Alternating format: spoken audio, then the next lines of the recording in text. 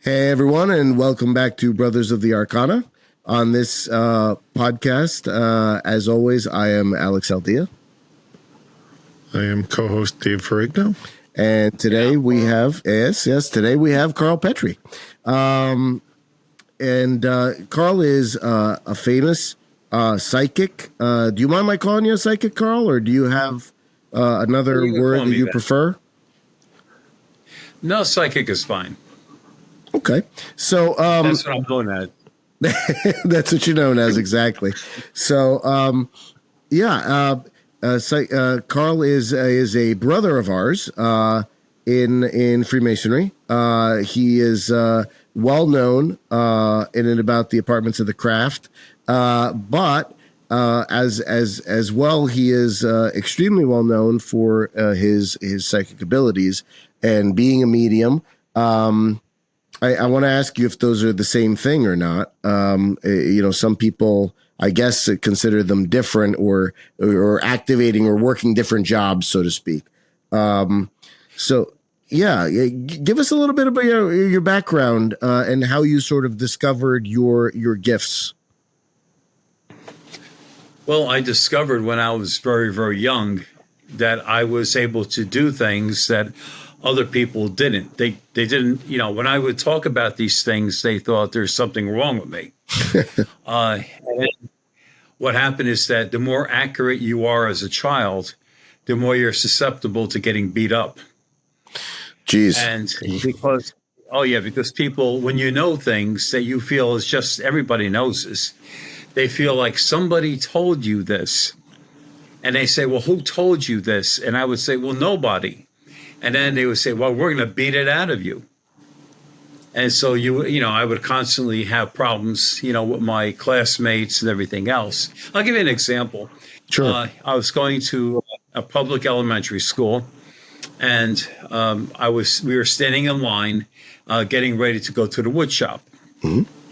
And I looked in the hallway, and there was a very attractive teacher, a female teacher, who taught home ec or home, how to cook and things like that. Sure, home ec, home economics, absolutely.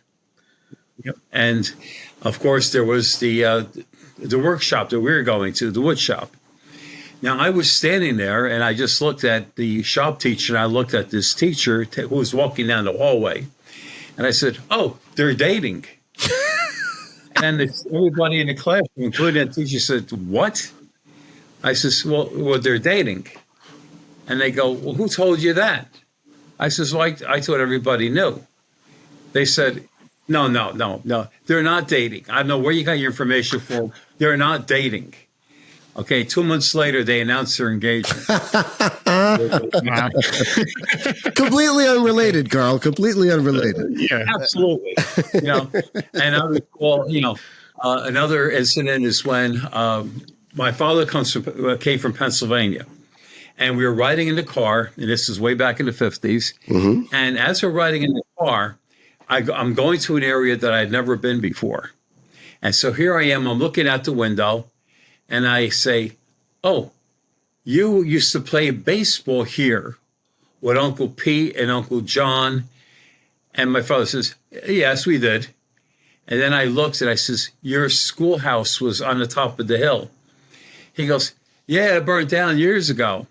I says, yeah. And I says, it was green. He goes, yeah, it was green. But see, what was weird, I'm telling him all this information in a place that I'd never been before, including the schoolhouse. That wasn't there anymore. Sure. Mm-hmm. But it went right over my parents' head. They just, like it was nothing. Just assume that you had found about it someplace else, or you heard about it from somebody or whatever it was. Exactly. But this would go on constantly, in my life, being younger, and it would cause problems. Wow. Because you would just know things. Well, and, I said, it's caused a lot of problems. I remember I contacted you a few years back because my friend and collaborator Kristen Murai her and I did a movie together. Actually, we did several movies together, but back in my acting days. And I know that she was on Absent Witness with you, at least on one of the series. And she loves you to freaking pieces, by the way. She couldn't say enough wonderful things about you, and I hope you feel the same about her, because I think she's a total sweetheart. Oh, yeah. But it was fun working with her. She's a total professional. But she was telling me she's, because she's kind of woo-woo out there like myself, getting the beads and all the stuff that we do. And she said, well, you should talk to Karl, about potentially doing a session or something like that. And then I contacted you and you said, I don't do sessions. And I know you mentioned that in the book. You don't do sessions because, well, what you started to say, you don't like having to give people bad news and or whatever the news may be, because you have no control over what that might be. And so how does it sort of manifest for you when you're doing that? Like, does it happen involuntarily? Can you control it, or is it just enough to look at a person and already you're seeing stuff? Well, usually I could just look at a person and I get a pretty good idea about their whole life, which is a problem. Because if I go to a party or a wedding or whatever, okay, I have to have my blockers on. Blockers is an exercise to block input from the people around me. Because I look at people, I know things about them, and it's it gets me very, very tired. And I don't want to know about your life. I don't want to know about your girlfriends, wives, or anything else. I don't want to know this, but it comes to me automatically. And I'll give you an example. You're talking about Kristen Mirai, right? Right. I was looking at her, and I said, "You're from Central Pennsylvania." Mm-hmm. She said, "Yes, I am." And I said, "There's railroad tracks all around your house." And she goes, "Yes, there's a big railroad track right in back of my house." I says, constantly hearing trains. I said, during the night. She said, "Yes." And I says, "Oh, okay." And then I started describing her house and everything else that goes with it. It's called remote viewing. Right. And I started doing that. And to me, it was just like, this is little, things that came into my mind. I'm talking about it. But then I have to realize how does she explain that I know everything about her house, where it's at, the trains, everything else? So after I was talking for a while, then I started looking at her face and I realized, well, Karl, you probably went too far, because you're talking about her house and where she slept and everything else. And I do that a lot. As a matter of fact, the publisher of my book, because, he's reading my book and everything, and he came to my house with Rosemary Ellen Guiley. She's a very famous author. Okay. She's written over 60 books. And he said, "Do you mind? I'm going to test you to see if you can remote view my house from a picture." And he held up a picture. He said, "I was living near Washington, D.C. That's all I'm going to tell you.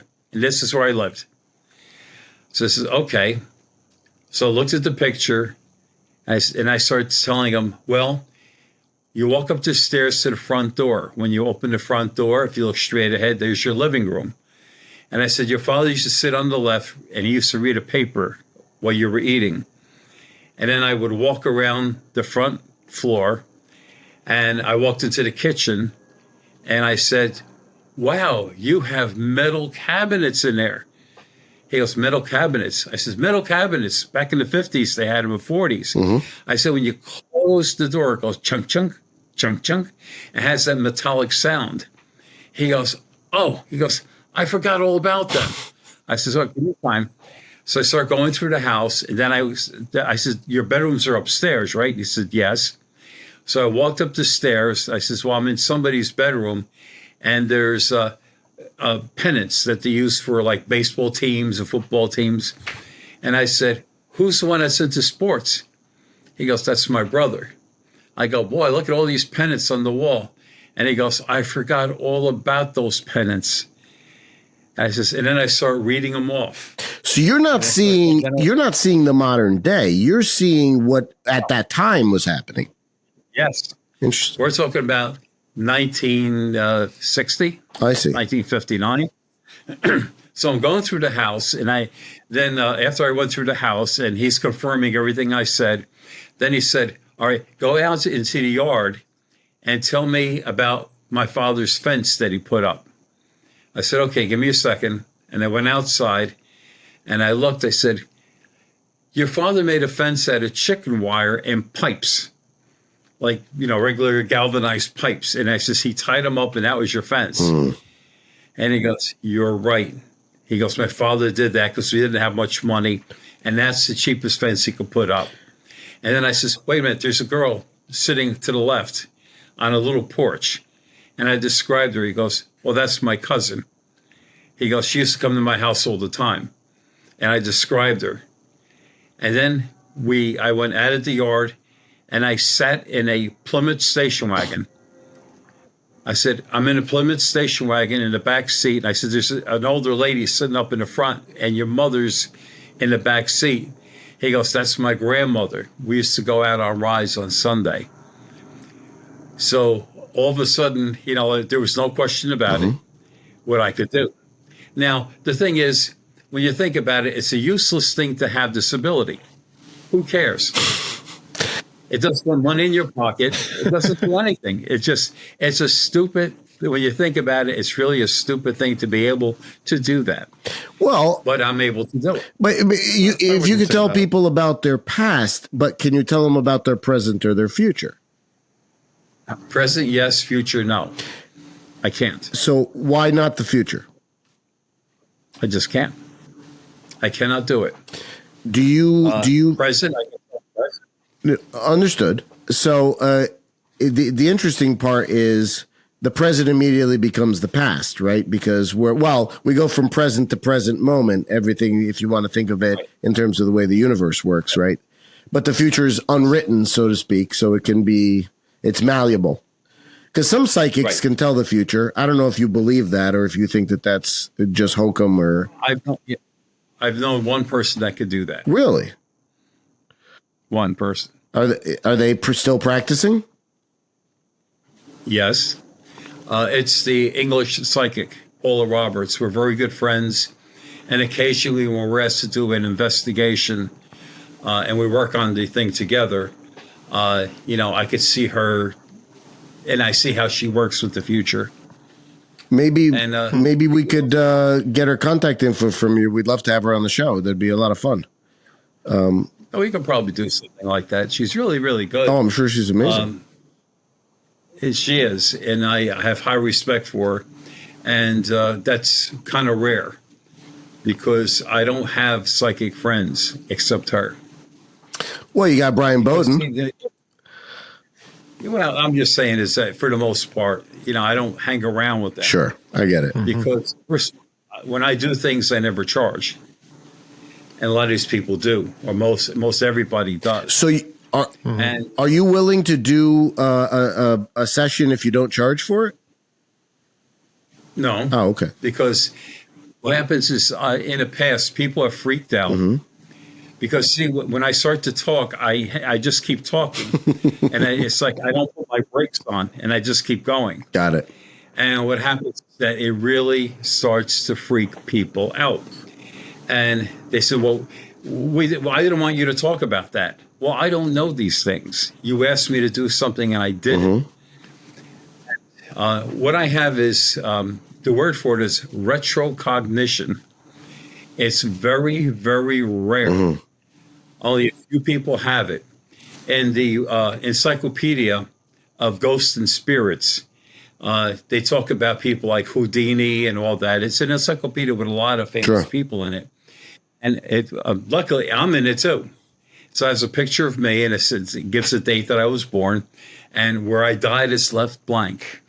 And it says, Karl has the ability to see things in the past in great detail. And it's called retrocognition. And it's very, very rare. And then if you look up, that's when you look up my name, that's what you read. Then if you go further into the encyclopedia and you look up retrocognition, it says, see Karl Petry. So how would you differentiate yourself? Number one, so mediums talk to dead people, right? Isn't that kind of the idea of mediums? So do you do that as well? Not on demand. Occasionally it comes up. The people who I would have liked to have talked to, they have not contacted me, and I have been unable to contact them. People I barely know will come to me and I'll talk to me. Like with the passing of my parents, they never came back to me. Yet my wife's mother, who passed, she came back to me. Your mother-in-law. And she's haunting you. My mother. Anytime she wants to, she's a wonderful, wonderful person. I'm sure. I'm sure. We got along great, and she's fantastic. And she came back, but yet my wife's father never came back. So it's just very weird the way that works. And when I was having problems, when you read my book, you would see that I was somewhat going crazy, having this ability. Yeah. And I had nobody to talk to. I went to a psychologist, and I figured, well, maybe they can help me. So I went there, and I had an appointment with the man, and I sat down in his living room, and I said, let me explain to you what my situation is. I said, I go somewhere, and I see the way it was before in great detail. And I says, it's kind of troubling because sometimes in my mind, I see the past and the present, it all gets mixed up. And I says, but I see it in great detail. Well, he looked at me and he said, what kind of insurance do you have? He's like, this is going to take a while. What? Then, I said, don't worry about the insurance. I can take care of that. And then so I went on about instances that happened. I looked around this house and he said, want me to tell you where your house was built and what it looked like? And I told him, and he looked at me, and his wife was there. She's also a doctor, and she's looking at each other, and she goes she nods her head, and that's true. It was that way. And then he said, I think we could work out sessions about, like the payment. And then he looks at me, he goes, how'd you get along with your father and mother? I realized I was wasting my time. But to make a long story short, I was finally directed to a priest of all things. And I was in Summit. Not Father Pat Contrera. No, it was Father Morris. And I spoke to him over the phone. And he handles people who have these abilities or have, paranormal abilities. So it was going to be, I think it was a Saturday. And I said, I'll meet you at 12 o'clock. It was the Summit. So I went to Summit and parked my vehicle and started walking towards this building. It's like where the priests hang out and the nuns or whatever, a rectory, I think you call it. So I went to this rectory and I opened the door and I could hear young people like running around on the second floor. So I walked up the stairs, and as I walked to the top of the stairs, I looked straight ahead, and way at the end of the hallway was a desk with a priest sitting in it. And I figured, well, I'll ask him to see where Father Morris is. So I start walking down the hallway, and I see this priest like pushing back in his seat. And as soon as I walked up to the doorway, he goes, "You're Karl Petry." I said, "Yes, I am." He goes, "I knew the minute you walked into the building." Did he feel your energy, or how did he? He felt, he says, I knew the minute you came into the building. And so he's staring at me, and I said to him what I said to the psychologist about being able to see these things. And then I said, "Oh, by the way, want me to tell you how this room looked before?" And I said, "There was a window here," and I started going through. He goes, "That's true. That was all changed about 10 years ago." And I said, "And the color?" And I told him about the color of the room. He goes, "Yeah, about 10 years ago, we changed all that." And then he looked at me and he said, "You're beyond anything we could do. We can't help you at all here. You're way beyond that. So he sent me to the Parapsychology Foundation in New York City. So I went there. And it was really great because I walked into the place and I went up to the woman in charge, Dr. McMahon, it was her name. And I started telling her about these things I was able to do. And she very calmly, she said, "Oh, that's psychometry." Psychometry? Okay. Yeah, psychometry, when I'm able to touch items. I could tell you who they belong to or how. Oh, it's a kinesthetic sense. Okay. Interesting. Right. Yeah. So I could touch these things. And then I started telling about some other things. Like I said, I could sit in my room and I could go to different places and see what's going on. She goes, "Oh, that's remote viewing."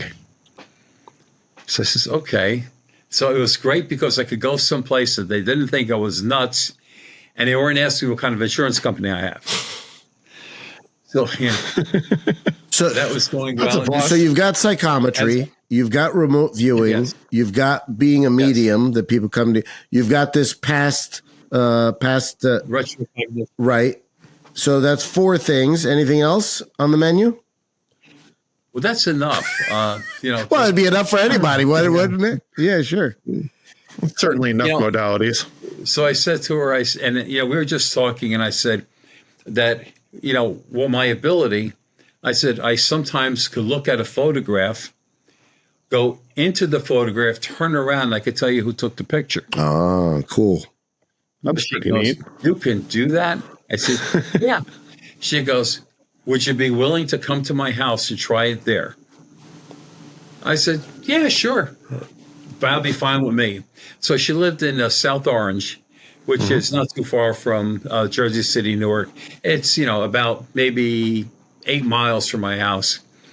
So we made a time and a date, whatever. So I went to her house, and in her dining room, she had all of these photographs, family photographs that were there. She had at least 30 of them. And she goes, "Take a look at these pictures. See what you could do with them." And I looked at the pictures, and I grabbed with my hand. I took a picture of 2 women standing in the yard, one with an apron and one without. And I said, "I'll tell you everything about this." She goes, "Go ahead." I said, "Okay, this picture was taken during World War II." I said, "The woman with the apron, she has a roast in the oven, which she saved with her ration coupons. And she was afraid that this guy taking the pictures was so slow that she was going to burn the roast that was cooking in the kitchen." Wow. And I said, and the guy was really taking a long time to shoot the picture. And she says, "And what did that guy look like?" And I said that he's wearing a blue suit, a blue tie. He's wearing a jacket. Looks like he just came out of church. And I said, "The problem is he's holding," and I went my hands like this. And I says he's having a hard time trying to hold the camera to hit the shutter. She goes, "Okay." And I says, "And that's how the picture was taken." She goes, "Okay, you could go." So I left. Now, the woman that was in there with the apron was her aunt, her mother's sister. The other woman was her mother who passed away. As soon as I left, she got on the phone and she called her aunt. And she said, "Do you remember that picture that you gave me that you took in the yard on Magazine Street when you used to live?" She goes, "Oh, yes, I'll never forget that." She goes, "Why?" She goes, "That was taken during the war. And I had to collect all of my ration coupons to buy a piece of meat." And she said, "It was after church and we were going to have dinner there and use this meat." She goes, "And your Uncle Stosh wanted to take pictures. So he said to us to go out in the yard to take the pictures.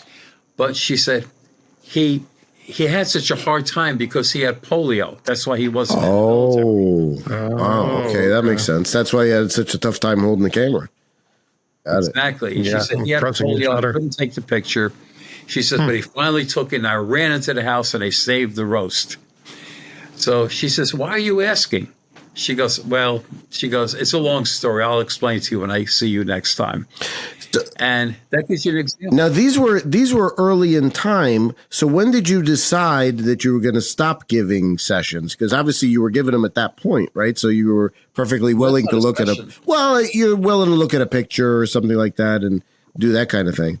Because this was an old photograph, and it's not how can I put it? It wasn't something like it's there to show my abilities.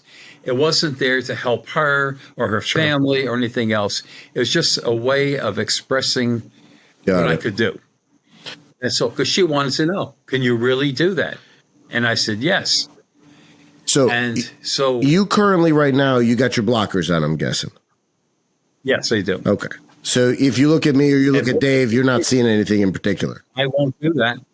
I will not do that. I know. I'm saying. And I'll tell you. I'm saying yes. And I'll tell you why. There's a reason for it. A few times I went ahead and I did it.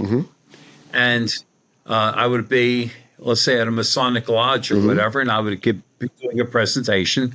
And in the early days, somebody would say, what do you see about me? And I would tell them, and everything was going well. They would say, you're accurate. Everything you're saying is true. And then there was a woman, and she said, what can you see about me? I says, okay. And I started telling her, and she goes, no, that's not right. I told her some more. She goes, oh, no, that's not true. That's not true. And I'm there like, this is weird. This is very, I know that it's real. I know it's accurate. And I don't know why she's saying that. So now everybody there is looking at each other like, well, I guess Karl's not what he's cracked up to be. And so I felt really bad. I apologized. I said, I'm sorry. I says, I'm seeing something. I says, obviously I'm wrong. So after the whole thing was over, this woman walks up to me and she said, by the way, she said, everything you said was true. But she said, I was kind of embarrassed in front of all these people that if I said what you're saying is true, I feel kind of embarrassed. I said, so what you do, you threw me under the bus. Yeah. She discredited you. Right. And I said, well, I have to thank you. And she says, why? I said, because of you, I will never, ever do this again. Oh, Karl. But yeah, I mean, so she stirred it up for everyone. I get it. But, a lot of people could benefit. You know that, right? That, I learned my lesson. I don't charge for this. No, I know you don't. To me, I know you don't. And so I go out there and I'm trying to be nice. Right. And most people say, thank you for telling me this. And everything works out fine, except that all it takes is one person like that. And it's like, you taught me a lesson. I will never, ever do that again.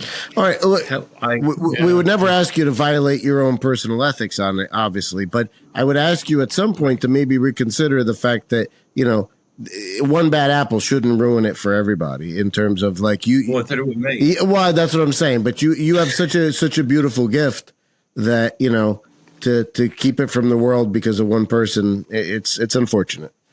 Well, yeah. And some people just don't want to know the truth, right? Well, it's like they're afraid to know it. They don't want to hear it. And if you tell them something, like, I went on a murder case once. It was referred to the Parapsychology Foundation. And I went there with Dr. McMahon. She's a parapsychologist. And we went to, I think it was Totowa. We went to Totowa, and she said, my brother was killed. He was murdered. And I said, and I looked at her and I said, I see a hand on a door handle of a Lincoln Continental, a black one. I says, why am I seeing that? She goes, my brother was a chauffeur and he drove around with a Lincoln Continental. And then I said, oh, he listens to 1010 Wins because I hear it on the radio. She goes, that's all he listened to. And so I'm going on to all these details. Now, Dr. McMahon is right next to me. She's listening to this whole thing. And I said that he stopped for a cup of coffee. Now, I knew no details about this. I said he pulled into a parking lot right near, right off of Route 3. And I said he went in there for a cup of coffee, and the place was being held up, and the guy turned around with a gun, and he shot him. Oh, he thought Jesus. He was a detective. And I says, he was killed on the spot. Horrible. And so she's listening to this, and after she listened to it, and I said, do you want to know who killed him? She goes, well, the police, not this guy. I says, what I see, I said, he's a Hispanic guy who lives in Patterson on the second floor of a bodega. She goes, that's exactly where they found him. She goes, now, was it a contract hit or what? I says, no, it's a random act of violence. He just happened to be at the wrong place at the wrong time, and that's how he got shot. And she said, do you don't think it was a mob hit or anything? I says, no, absolutely not. She goes, well, you're just telling me the same thing that the police are telling me. I says, the police are right. She was so upset that she wanted this to be a mob hit. She was upset. And remember, I don't charge for this. Right. I'm there with somebody, and I'm doing this whole thing, and it's not costing her a cent. And I'm just telling her all this. And she knew I knew nothing about the murder, nothing. And I gave her all this information, details about him and his life. I went through the whole thing. And they were so upset. His sister and his mother were so upset that they wouldn't even walk us to the door. They were sort of like, they kicked us out of their house. Carl, I think I found out what the problem is here. Don't ever give sessions to women. And then you're going to be okay. I've done it, with other families, whatever, that I was asked through the foundation to go out and do this. Yeah. And so I would go out for the foundation and do it. And, it solved, most of the time it was very productive. Everything worked out really well. And no complaints. Everything worked out well. So let's talk a little bit about your journey towards sort of recognition, because obviously you've worked with Ingo Swann, you've worked with Paula Roberts, yes, you worked with a bunch of other folks of note. So can you walk us through kind of how you started to get recognized? And, you ended up with a TV show, you ended up with a couple of books under your belt, and obviously a new one coming out, which I want to talk about. But yeah. Right. Okay, so they had this, a get-together. The people from the Parapsychology Foundation, some of the workers there, and one of the local colleges that was teaching parapsychology. Mm-hmm. And what they would do is they would invite everybody over, and it was like a couch that was like a round type of couch. And they would have like a idol, like an idol from Hawaii, whatever. It was like a little... like a tiki, yeah. Yeah, like a tiki thing. And so what would happen is that this tiki would be handed from one person to the other, and that person would talk about the things that they were doing, things in their life that, was troubling, or what they were trying to do. And so it would go on from person to person. Now, in that room, not sitting at that couch, was Paula Roberts, the English psychic, and she was sitting in the kitchen watching this whole thing. And they hand me this tiki thing, and so I start saying that, I have this ability, and I says, it's crippling me because I can't sleep. I have problems, even negotiating during the day because I'm so tired. There's so much going on. And so I said the whole thing, and then the woman that was running it, she was a professor at one of the universities. She goes, next. And I handed it to the next person. And then they were talking about, teaching a course in college or whatever. And I just laid out my whole heart in front of these people. So then we took a break, and at this apartment house that we were on overlooks 42nd Street in Manhattan, right near Times Square. So as I get up, and I'm kind of down about this whole thing, Paula Roberts comes up to me, and with her English accent, she says, "Pearl before swine." And I look at it because she's, "Pearls before swine." She's right. And I said, "Why are you saying that?" She goes, "You told them such incredible things." She goes, "But," she says, "they didn't understand it. They went on to something else." Right. She goes, "This is ridiculous." She goes, "You don't deserve to be here." So, we became friends because she realized what was going on. And then I got a phone call probably a couple days later. And she said, "Ingo Swan wants to meet you." Okay. Now, Ingo Swan is like a recluse. He worked with the government and all this, remote viewing, psychic spying and all that. Wasn't he part of that Men with Goats thing? Yes. Yeah, I thought so. Okay. I could tell you great stories about that. Yeah. And well, we'd love to hear him. We'd love to hear him. So he goes ahead and she says he wants to meet you. She says, "And I will go with you to his building." He's also an artist, and his artist studio is in the basement. So I never met this guy, don't know who he is, except that, from reputation. So we go to this great big, huge building. And we open the door and we start walking down the stairs into his studio. And I look, the total room is dark. It's super dark. There's one, looks like a 15 or 20 watt light bulb on a chain above a big table. And all I see is a nose, a beard, and a tiny little cigar in his mouth. And the shade was made out of crumpled aluminum foil. And so I see this mouth and nose. I didn't see his eyes. Did you think you were being interrogated or something, like Soviet style? Yeah, I just thought it was kind of, I don't know what. Did you put on your tinfoil hat? Yeah, so I go there and he goes, "I heard about you." Woo! He goes, "Look around here. What was this place before it was my studio?" So I looked around and I said, "This was a factory." I said, "They used some sort of wire here." And I said, "At the foot of the stairs," and I described the man who was by a machine. I said, "And that's who I see at the foot of the stairs." Now, Paula Roberts can't see this stuff. And Ingo's just looking at me, and he's still puffing on this little cigar. And he says to me, "I see him too. I believe his name was Frankie." Okay, we're on good, So I'm on the same wavelength here. Yeah. Yeah, same thing. So, and then we're talking there for a while, and things are going really well, and we became pretty good friends because when I would hit the nail on the head about certain things, he would never say, "You're right." He would just stare into my eyes and take a puff on a cigar. So if he agreed with you, you were good.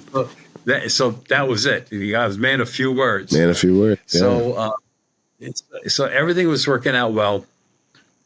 And as time went on, we became closer. And I said to him, I have a real problem. I says, everywhere I go, I see things from the past. And I says, it's hard for me to sleep. There's some cities like Philadelphia, I have a real problem because in my job, I was constantly moving. Everywhere, every single day, I would have a different location. So for me, and I had to go to Philadelphia, it was a problem. So why Philly specifically? There's something about different parts of Philadelphia that when I go there, I see images very, very clear from the 1700s. Ooh. And I'm not talking about, the guns, the fife and all this, the Minutemen and all that. No, none of that. I see the way the houses were back in the 1700s. And it looked like a living dump. It was horrible. There were livestock around the streets. It smelled. Everybody was filthy and dirty. The houses, everything looked like it needed paint. It was... don't think it's like Hollywood. When Hollywood shows you the old days, it's pristine, it's clean. Throw that right out of your head. It wasn't that way. It was dirty, filthy. Like I said, chickens and horses pooping all over the streets. Well, that's the way it really was. Sounds like Dave's apartment. I see it there. Right. Exactly. So, with that in mind, he taught me a technique for blocking it. Okay. Which is kind of involved. So it'd be too long for me to get into that right here. But he expressed to me how I can do it. And I did. And that's why, like during the day, automatically I have blinders on. How long does it, I mean, you don't have to describe it, but how long does it take to put on? In other words, how long do you have to take to activate this thing? I can do it almost instantly. Now, like you're used to it. Yeah. Yes, but and then can you turn that off instantly as well? No, if I get tired, it starts to break down. Got it. And then everything starts to come through. What I used to do is I used to take drinks. I almost became an alcoholic. I used to take drinks to sort of like let it go away. And it would do it for a couple of hours. But then the drinking resulted in more images coming in faster. Oh, interesting. Because you would think the alcohol would depress the psychic ability on some level. That's sort of why a lot of the government, stuff they say, well, drinking's fine, but don't go do mushrooms. Don't go do other stuff that would increase your psychic ability, so to speak. So, yeah. So I had a question about what, obviously you were born with this talent or you came to it pretty early on. I'm guessing. Yes. But there are people that say, number one, everybody can develop some level of talent in this. Maybe not the same kind of talents, but their own particular flavor, so to speak, whatever. It's just about tapping into that ability and growing it sort of like a muscle in essence. Do you believe that that's the case? Could anybody develop psychic abilities? And if so, how would they go about wanting to do that for themselves? See, I don't believe that. Oh, okay. I believe that if you have some abilities, you could probably make it stronger. But if you don't have any abilities at all, no matter what you do, it's not going to work. That's interesting. And yes, so people say, I'm setting a course and I can make you a remote viewer. And no, that's not going to work. Interesting. And, when I was tested by the CIA, my abilities, which worked out really well, they were very not surprised because Ingo said that, to meet this guy, Karl. But the thing is that they're very selective of who they use. And I didn't do things quite the way they wanted me to. They gave me longitude and latitude. And I said, what's there? And so when they gave me that and I told them what I saw, then he asked that famous question, did you get all that information from the longitude and latitude? I said, absolutely not. I have a problem with numbers. You said longitude, you might as well go blah, blah, blah, blah, blah, blah. I said, it made no difference at all. But I got what they call a target. I got the target right. Down to the finest detail. Now, did you do that through some level of vibration? In other words, what are you tapping into? Because you couldn't use the longitude and latitude. So how did you find your way there? Maybe the guy that I spoke to, maybe he had it in his mind. And you tapped into that. I see. Right. And so, but the thing is, I go into detail that is greater than anybody could hold in their mind. So, with stuff like that, it's kind of freaky in a way that I can do that. And I've done that with family members or whatever. I don't announce it. I just do it. And everything works out fine as long as I don't tell them the information I got was strictly through my abilities. Because even my family, even my brother does not believe anything. His thing is, if I don't have it, Karl doesn't have it. That's the way he looks at it. Ignorance is bliss. Yeah. So, and no matter what people come up to him and they talk about me and they talk about the books and everything else, his thing is, I don't believe it. I don't believe it because I don't have it. And that's the way a lot of people are. And so you go out there and do things and it's kind of crazy. And but then again, there's a lot of positive things that I'm able to do. There's a mayor of a city in New Jersey who heard about my abilities, And working with two former FBI agents, they asked to solve a cold case from 1972. Wow. So they notified me, would I be interested in working with them? Mm-hmm. And I said, I would. They said that Hulu and CBS is going to do a TV special about this missing person, and they would like my input on it. I said, okay. It was a young girl who got brutally raped by a number of men, and then she was killed. And then her body was discarded. So I'm there like, I don't know who this girl is. You just told me it's 1972. I don't want any more information. I will tell you. So I'm sitting there, and they have a TV camera on me. And so we're in this room, the guy's asking me questions. So I'm answering the questions. And then I said that where they threw her body, I see a lot of stones, a lot of rocks and stones. And then I laid on the floor and I raised up my arm. And I said her body was found with her right arm sticking up in the air. And everybody's looking at each other. And they said, okay, we'll tell you, her body was found in a rock quarry, and the way you described her body was exactly the way we saw it, with her arms sticking up like that. And so after they told me all this, they said, well, we were told that she was part of a satanic group, and that she joined this group, and I said, well, stop right there. She was not part of any satanic group. That's ridiculous. She go, but her sister belonged to it. I says, I don't care about her sister.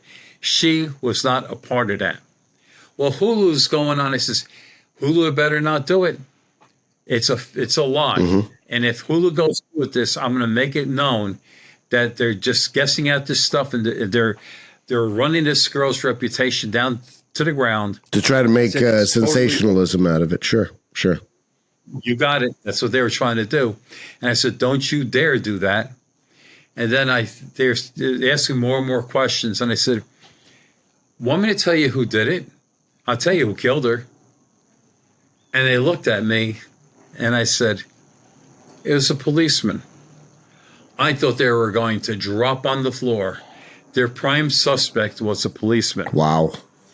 And all the evidence that they collected in 1972 that they put into the storage room, when they went to check it out, it was all disappeared. There was no evidence about her anymore. Wow. So they couldn't get any DNA or nothing like that. Everything was gone. And then I said to him, and then I remote viewed where the guy lived. And I said that I'm not quite sure of the town that he's in, but I'll describe the room that he's sitting in. And I said, the guy's a gun fanatic. And they said, yes, he is. And I started describing how he handles the gun and all this. And they said, well, the suspect that we think, that you're talking about, he is a gun fanatic and he lives in North Carolina. Mm-hmm. And so they gave the information to Hulu, and Hulu, they packed up their trucks and they're gone. They never did the show. What? Because I said, don't you dare. Yep, they did not do the show. They said, this guy ruined it. You were going to have this whole thing about devil worship and all this.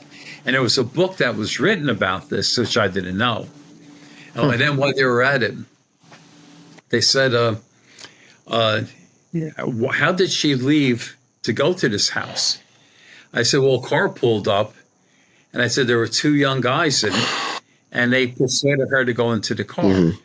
And they drove down Route 22, which is a western roadway that goes through New Jersey. Yeah.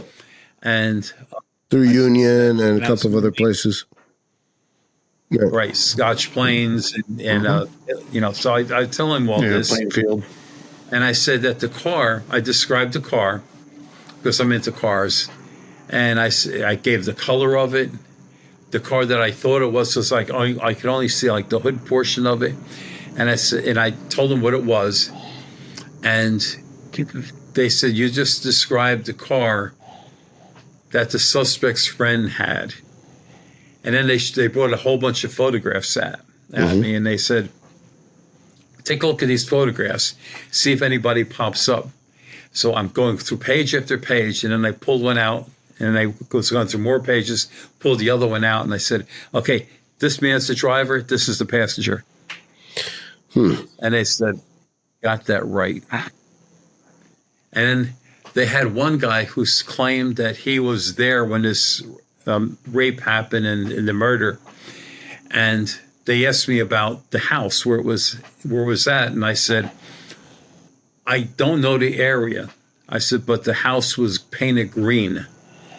So if the house at that time was painted green, I don't know what it is now, but back then it was green. So once again, the FBI guys are looking at each other, and they said, the one suspect that we had that was involved with this, he said that all he knows is that they took him through this back road, and they took him to a two and a half story house. And all I can tell you is the house was painted green. Wow.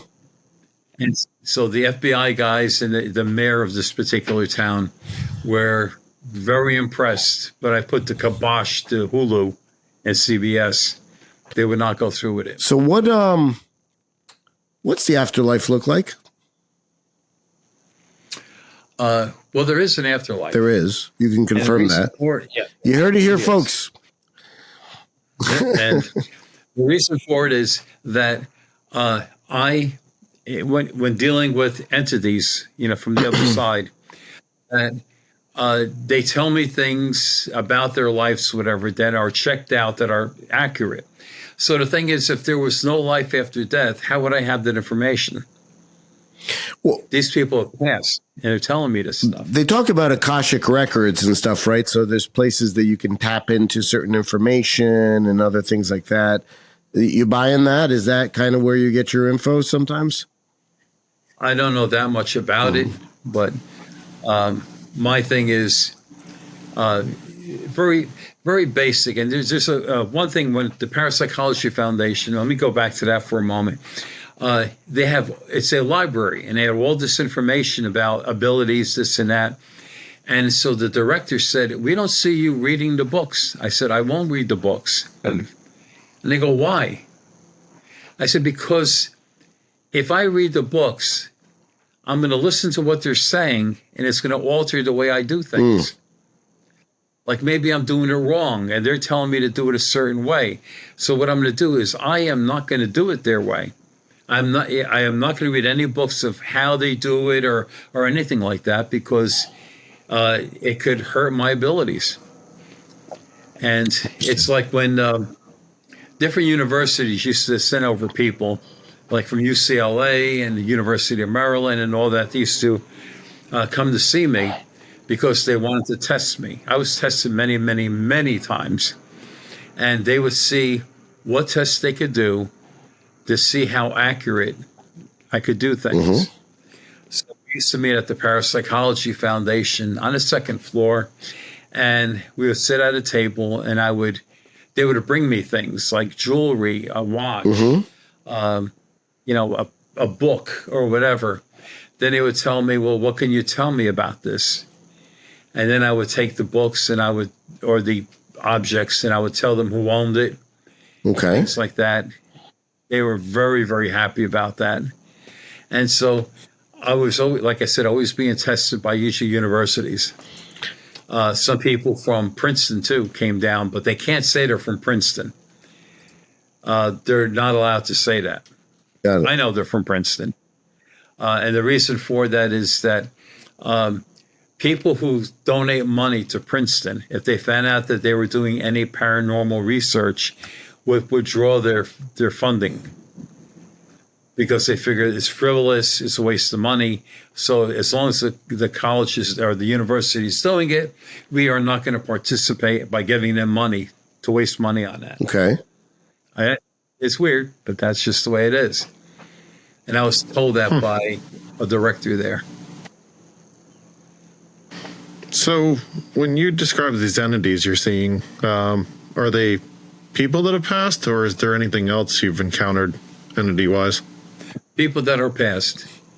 And I would, they would tell me things, and I would go to the living and tell them things, especially like missing money, missing objects that they're looking for, and I'll tell them where to look for it. It happened in my own family. If you see any missing money for either of us, you let us know, please. Okay. I'll let you know. Yeah. It was strange when my wife's mother passed away. Her son was going out with this woman, and she was kind of strange, a very aggressive type of woman. And after my wife's mother died, my mother-in-law died, what she did is she, on her own, decided what funeral parlor she wanted her to be, where the wake was going to be, and what kind of dress she should wear. She had a key for her apartment, and she went in there. She picked out the clothes that she wanted her to be laid out in. And so, as everybody was grieving, this one was going behind the scenes doing this. And what happened is that finally her husband said, okay, we're going to contact the hospital. We're going to tell the funeral parlor what funeral parlor is going to pick up the body. So when he started making phone calls, they said, the body's gone. It was picked up. He said, what do you mean the body's gone? I didn't tell anybody what to do with the body. They go, oh, no, the body's gone. And so we started making all kinds of phone calls and found out what happened, that this woman went ahead and she took the body, she got the everything else. So we now had to take that body out of that funeral parlor to another funeral parlor where it's supposed to be. And also the clothing that we figured that she should actually be wearing. So you could see the kind of tension that was going on in the family at the time. So what happened is that my wife's mother, she saved $half, Kennedy $half. She had a big, huge bag full of Kennedy $half. And so her husband said, the bag of coins is missing. It's gone. So they're all looking at this chick who went and took the body and did the deeds with the clothes and everything. And they said, it looks like she came in here. She had the key, and she was she just took the money. She saw the money. She took off with it. So everybody's thinking she took off with the money. So it was the worst of times, getting ready to go to a wake, working with the funeral parlor and the cemetery and all this. And now we have a theft of money. So, everybody's pointing fingers at this woman, saying that she did it, all this. So I went to sleep that night, and all of a sudden, my wife's mother showed up. And she went with her finger like this to her mouth. Like, don't say anything. She said, and she took my mind to her apartment. She opened up the closet, took her finger, and she went to the steam pipe. And she went to the top of the steam pipe, and she rolled her fingers down to the floor. And when she pointed to the floor, she just went like this. She was gone. So the next morning when I woke up, I said to my wife, I said, call your father, tell him to go into the bedroom, open up the closet, follow the steam pipe down to the floor, and tell me what he sees. She says, okay. So she called him, and while she was on the phone, he went into the closet, opened up the door, looked at the steam pipe, went to the floor, and there was a bag of money. Wow. Wow. So it wasn't the busybody woman that took it. No, he did not take the money. But yet, everybody accused her of it, and it was a bad scene that was going on in the house, and it was terrible. But it goes to show you that here she is on another plane. She's not with us, yet she came back seeing the kind of problems that we were having and the hard feelings and everything, and she remedied the thing through me. She showed me where the money was. And this has happened not just once, it's happened a number of times within the family, things like that. But Karl, you have So you saw entities, and I just want to follow up on Dave's question briefly, and I know he's got more questions after that. But other than people that have passed on, have you seen other entities, angels, demons, any kind of fae, any other sort of things? Yes, the most scariest thing was shadow people. Okay. You ever hear shadow? Brian Bowden talked a little bit about it, but I would love to hear more about that. What is that about? What's that all about? Yeah, Well, what's your take on shadow people? There is a storage facility located off of Route 46. And Jason Vigorito, his father and his uncle, they rented a little cubicle in his storage facility. And what they used to do is take apart antennas and electronic gear for the gold. It has gold inside and silver. And so they used to take all this stuff and break it apart and save the precious metals. That's what their job was. Okay. And the uncle was in his cubicle doing his work, and he saw this black shadow figure coming towards him. He never saw anything like that in his life. He got really scared, and he started screaming because this thing was coming towards him. And that was it. He was afraid to go back to the facility. It took him a while to go back, but when he did, he brought crucifixes, pictures of Jesus, pictures of Mary, and he stuck it all on the walls, because he was terrified of it. Okay. And, so he told Jason about it. He goes, I won't be there alone. I will not go there alone anymore. And he says that I am terrified of this thing. And other people who had spaces in this facility claimed the same thing. They would see these shadows moving around. So I was in contact with Rosemary Ellen Guiley. She's an investigator, well known. And she said, could we go there, get permission? We'll go with audio recorders, still cameras, and video. And let's see it there. So Jason contacted the owner of the place, and he said, we're doing some research and we would like to go there at night with cameras and audio recorders to see if we could find anything in this place. And the guy said, he said, okay, you can go. So here we are. There was actually 4 of us that hopped in my chrome horse, and we went over to this place to do this investigation. So there's a lock on the door where you push the buttons in, like the numbers, and you could open up the door. So we got there. Jason had the number, and he punched it in. The door was closed. It's locked. He did it again. It wouldn't open. So he calls his father, and he says, is this the number that you used to get into the place? He goes, that's the number. He goes, it's not opening. So he calls his uncle, and he goes, who had a different number? He said, what number do you use to get into this place? And he gave Jason the number. Jason goes there, does it again. The door remains locked. It will not let us in. They didn't want you there. Now, it was annoying because Rosemary Guiley drove up from Maryland to do this thing, and it's not opening the door. So we got kind of discussed it, whatever, and we said, we'll come back the following day. Right. And we'll try it again. So it was going to be at nighttime where we were going. So Jason, during the day, he drives to this place, walks up to the door, hits the numbers that we used the day before, and whammo, the door opens up. So he goes, okay, maybe there's something wrong with the lock. We'll try it again. We went there that night, and all of us, once again, we go there, park the vehicle, get all our equipment out. Jason goes up there, hits the numbers. It will not open the door. Wow. His uncle's, it will not open the door. So we're standing around that door, and what's strange is all the people who have things in that place, nobody came by to get into the place.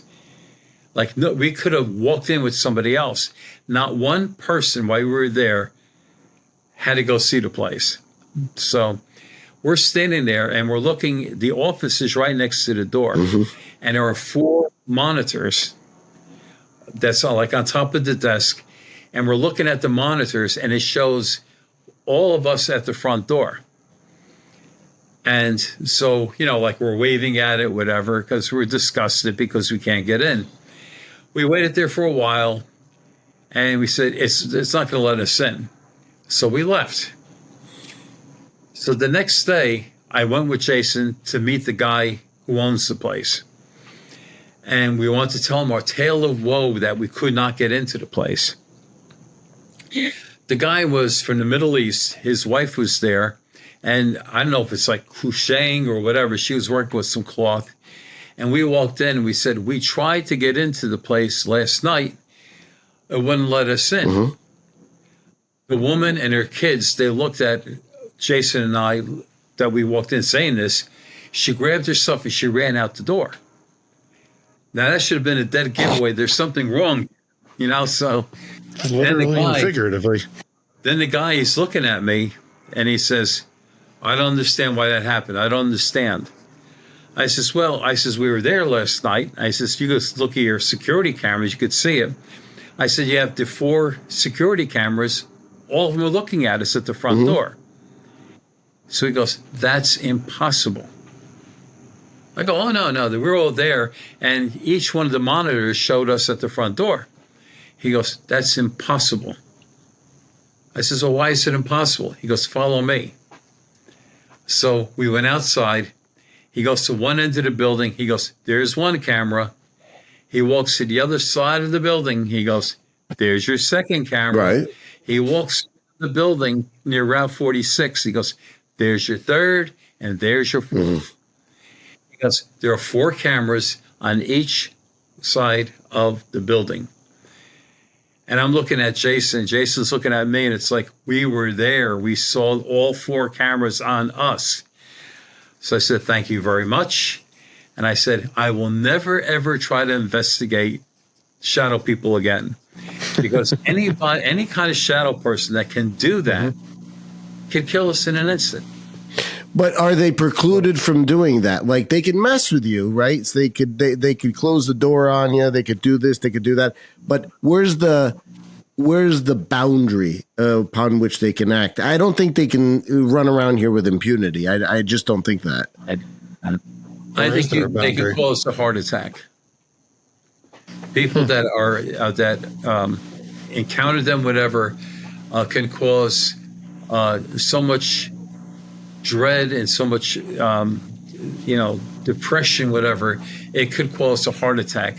One of the guys that I knew from our lodge, who is not there anymore, he called me up and he says, I am in my living room and there's a shadow person standing in my living room right now.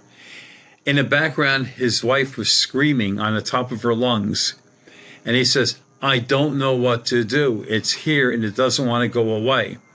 He goes, my kids are freaking out. They ran out of the room.